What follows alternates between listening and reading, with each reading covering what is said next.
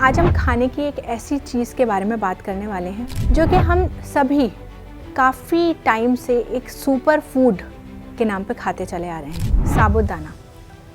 लेकिन क्या ये वाकई में सुपर फूड है? क्या ये वाकई में इतना हेल्दी है जितना हेल्दी हम इसको समझते हैं, जितना हेल्दी समझ के हमारे पेरेंट्स ने हमें खिलाया है इसे? आप ये वीडियो पूरा देखिए और फिर खुद ही डिसाइड कीजिएगा।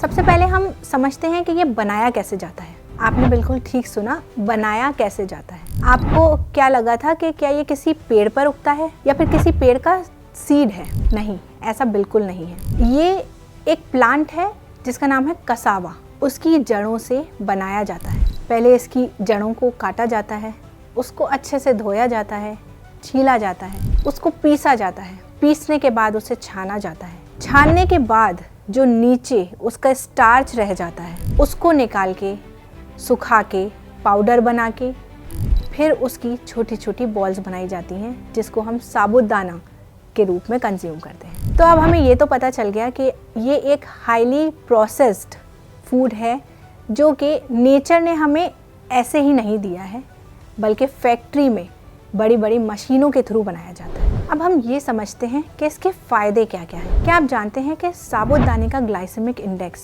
80 से 90 के बीच का होता है, जो कि वाइट ब्रेड और चीनी से भी ज़्यादा है। अगर हम इसको खाएंगे तो हमारे ब्लड शुगर लेवल्स बहुत ही हाई हो सकते हैं और जिन लोगों को डायबिटीज़ है उनको तो ये बिल्कुल अवॉइड करना चाहिए।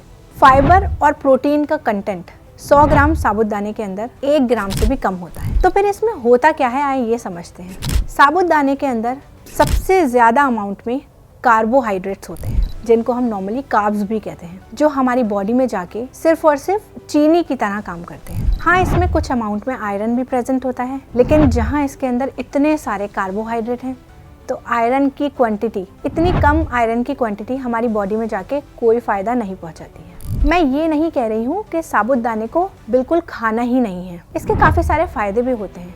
जैसे हमने बात की कि ये कार्बोहाइड्रेट्स में रिच है, तो कुछ पेशेंट्स या कुछ लोग जिनको क्विक एनर्जी की ज़रूरत होती है वो इसको ले सकते हैं, या फिर बच्चे जो कि पतले दुबले होते हैं उनको वेट बढ़ाने में ये बहुत मदद कर सकता है। और क्योंकि इसके अंदर कार्ब्स बहुत ज़्यादा होते हैं तो ये जिनको कब्ज़ की परेशानी होती है या पेट से रिलेटेड कुछ भी परेशानी है तो ये हज़म बहुत जल्दी होता है और उनका हाजमा अच्छा कर सकता है। लेकिन इसे रोज़ रोज़ खाना और ज़्यादा अमाउंट में खाना बिल्कुल गलत है। रोज़ अपने बच्चे की डाइट में शामिल करना ये सोच के कि ये एक हेल्दी फूड है, ये गलत है।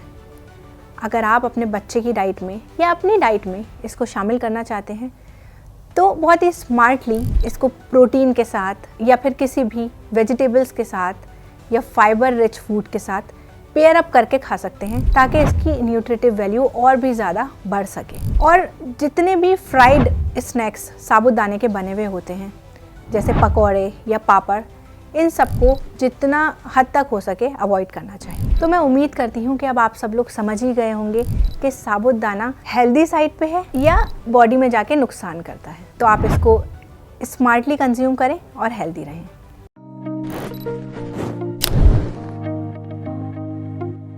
हेल्थ से जुड़ी सभी अपडेट्स को जानने के लिए आप हमारे चैनल को सब्सक्राइब कर सकते हैं और बेल आइकन दबाना ना भूलें।